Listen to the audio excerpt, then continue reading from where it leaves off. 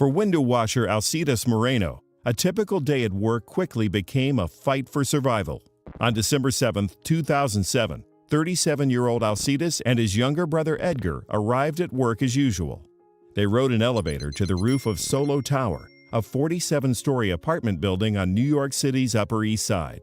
As Edgar and Alcides stepped onto the scaffolding that would normally lower them slowly down the side of the building, the anchors holding the platform came loose. The brothers fell 472 feet in about 6 seconds. The estimated speed of their fall was more than 120 miles per hour. Edgar fell off the scaffolding, hitting a wooden fence and dying instantly. But to the bafflement of the first responders and doctors who treated him, Alcides survived this unsurvivable fall. Alcides suffered intense injuries: 2 broken legs, a broken arm, a broken foot, 2 collapsed lungs, several broken ribs, and a crushed vertebrae. His brain was swollen, and several of his organs had ruptured. He received 24 pints of blood and 19 pints of plasma.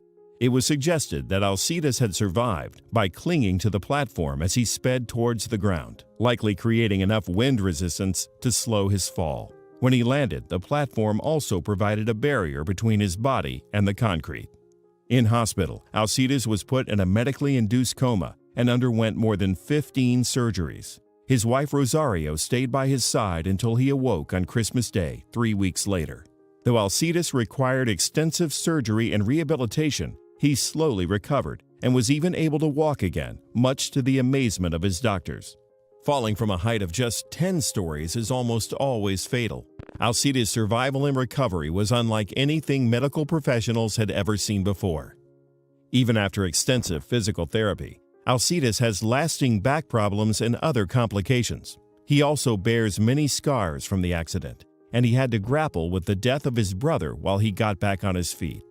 He was left unable to work and eventually received a multi-million-dollar settlement from the scaffolding company Tractel Inc. after a Manhattan Supreme Court judge found them at fault for the shoddily installed cables on the platform. According to Alcides, he can no longer run, and for 3 years he mourned his younger brother Edgar, but still considers his survival a gift from God. He has since participated in charity walks to raise money for a church food pantry. He and his family later moved to Phoenix, Arizona, where his wife had their 4th child. Alcides plans to go to college to improve his English.